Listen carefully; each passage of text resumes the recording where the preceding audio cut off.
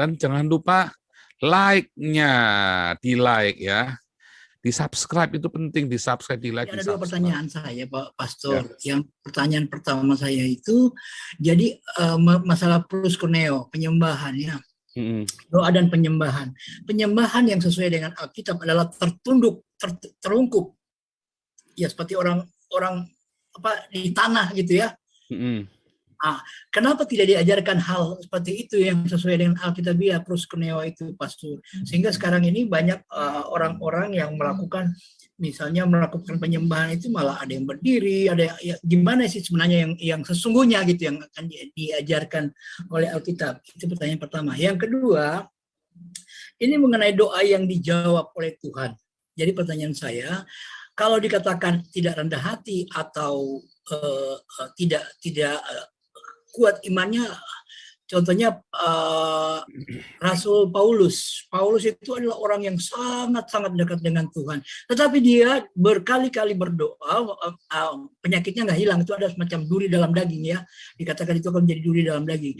Dibandingkan dengan saat ini, di mana orang-orang menghadiri ibadah, misalnya KKR atau apapun, dia hanya diajak, tapi dia tidak mengenal Yesus. Dia baru, karena dia ingin kesembuhan, tapi saat itu langsung dijamah bisa sembuh gitu, Pastor.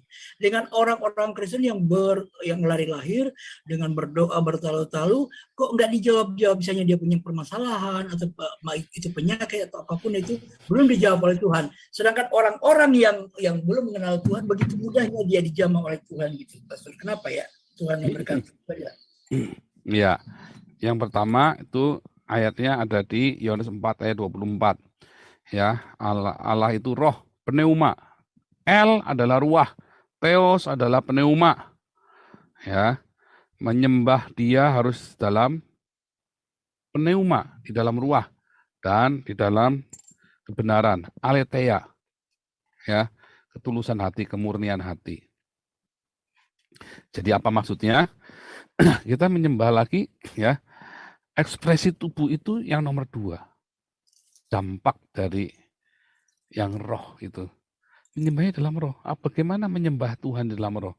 Mengasihi Tuhan. Kan perintahnya kan kita mengasihi Tuhan dengan segenap hatimu. Bagaimana mengasihi Tuhan yang tidak kelihatan?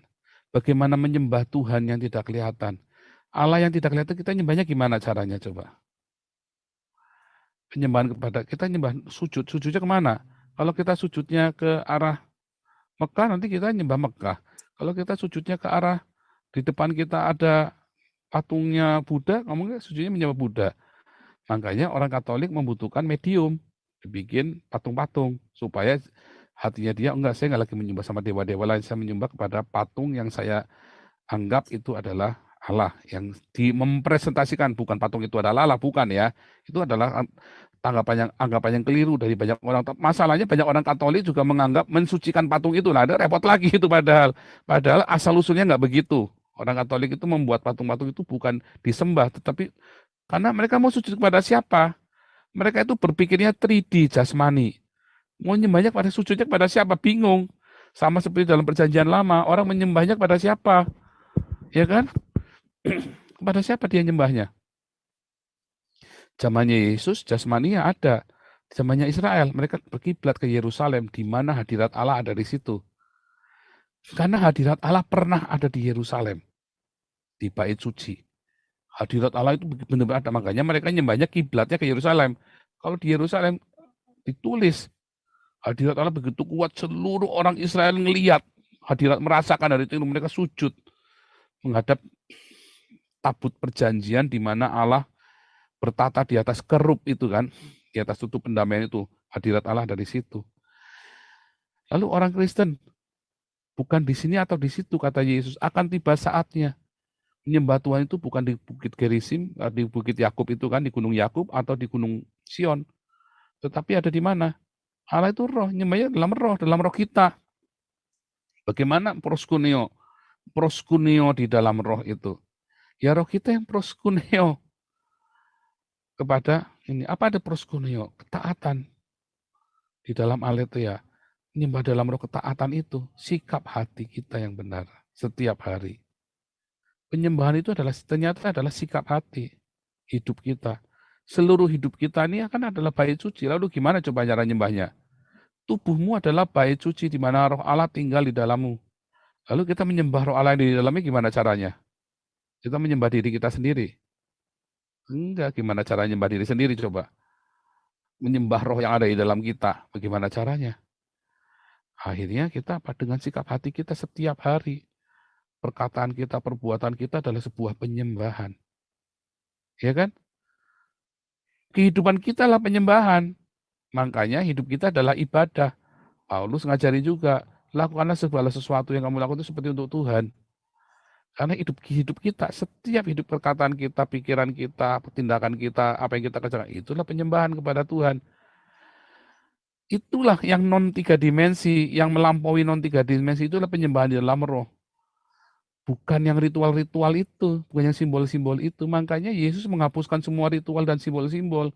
Efesus 2 ayat 15, dengan matinya Yesus kayu salib, ia membatalkan semua Torah dan ketentuan-ketentuan di dalamnya, apa ritual-ritual simbol-simbol itu.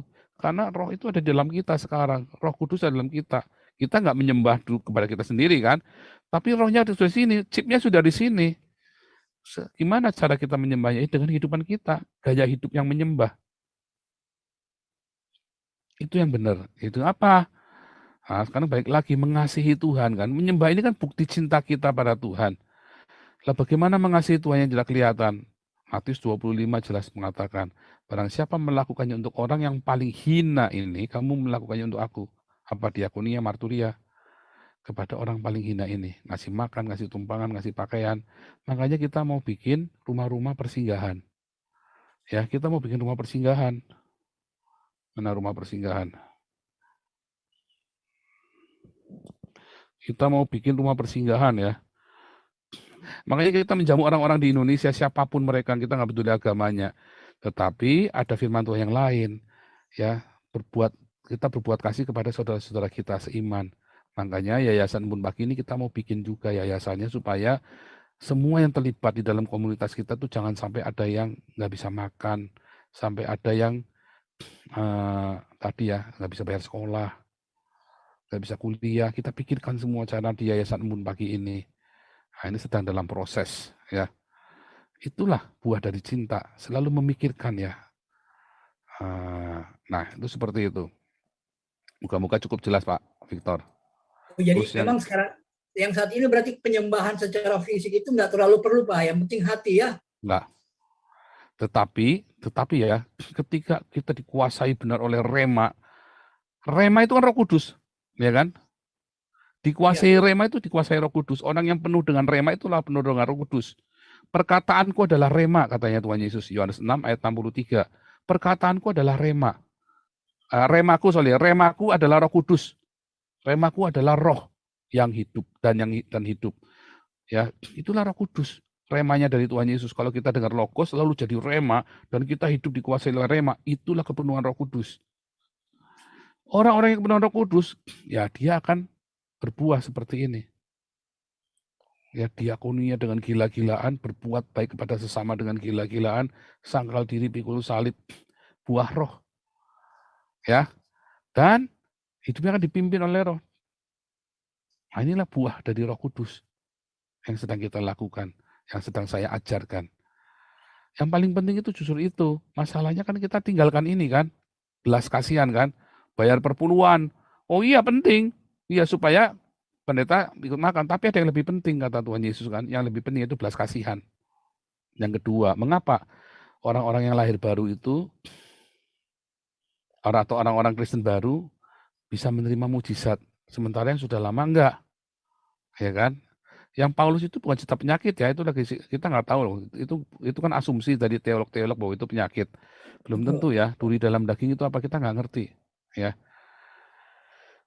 Iblis yang menggocoh dia, nah kita nggak ngerti apa, ya kita nggak ada yang. Cuma memang Paulus pernah punya sakit mata, dia bilang ya penglihatanku udah kabur itu kan, sakit mata itu. Kenapa dengan tengking begitu kan? Dia menyembuhkan nenggingin banyak orang. Elisa itu matinya karena sakit. Ya, Elisa mati karena sakit. Kenapa bisa orang mati karena sakit coba? Nabi padahal dia membangkitkan orang mati. Pendeta Yahya Silas dulu saya nyantrik sama beliau 6 tahun ya. 6 tahun saya ikut tiap malam ikut beliau. Matinya tabrakan suami istri. Gimana coba? Nah, dulu kenapa begitu? Nah, kan dulu saya pernah bilang ya, orang-orang yang belum percaya Yesus lalu tiba-tiba percaya, ya, maka ada banyak privilege dalam kehidupannya dia. Ada banyak privilege. Kenapa? Karena dari ketidakmengertiannya dia terjadi perubahan, perpindahan. Maka diputuskan semua yang lama-lama itu, termasuk sakit penyakit. Seringkali orang disembuhkan ya. Dan kemudian dia menjadi percaya. Tanda ajaib. Tetapi mengapa banyak orang yang Kristen sudah lama, saya nggak bilang dia lahir baru loh, tapi nggak disembuhkan. Pertanyaannya, apakah kalau disembuhkan gunanya buat apa? Nah, lihat pelajaran embun pagi, tadi pagi atau kemarin ya, kemarin kalau nggak salah ya. Kalau kemarin ya, embun pagi kemarin, lalu gunanya apa kalau disembuhkan? 2 hari yang lalu, sorry hari Jumat ya, embun pagi hari Jumat. Gunanya buat apa kalau disembuhkan? Untuk memuliakan nama Tuhan, belum tentu loh. Dan belum tentu dia punya iman juga kan. Balik lagi Andi Simon. Dari 1.000 yang datang yang sembuh berapa? Ada lebih dari 10? Dari 100 yang datang lebih dari 10 atau di bawah 10? Nah, kan bingung kan? Apakah semuanya sembuh beneran atau sugesti? Benny Hinn itu banyak yang sembuh beneran, tapi katanya sembuh beneran, tapi dia nggak mau ke dokter. Makanya saya sarankan, Anda yang habis ikut kesembuhan, kakek kesembuhan, katanya sembuh, lebih baik cek sama dokter beneran. Jangan berhalusinasi. Ya. Makanya Yesus itu ada orang kusta, ya, yang sembuh itu disuruh pergi ke imam, suruh cek kamu sana. Udah sembuh bener apa enggak? Cek, ya, cek beneran ke imam. Gitu. Nah, pertanyaan itu. Kedua tadi ya, apakah dia sembuh sekarang bagaimana caranya supaya kita sembuh beneran? Ya, kita doa. Kadang-kadang imannya kita nggak ada kok. Saya sih berapa kali doain orang, ada yang mati, ada yang sembuh. Yang mati ya ada, yang sembuh ya ada. Ya kan? Yang mati udah berapa tuh? 3 atau 4 orang tuh mati, saya doakan langsung mati. Tapi yang sembuh juga banyak, ya. Hanya kebetulan orang-orang Eropa itu nggak pernah mau diekspos ya, dan mereka ngecek beneran. Ini saya lagi mau saya follow up minggu depan, saya mau pergi ke tempatnya.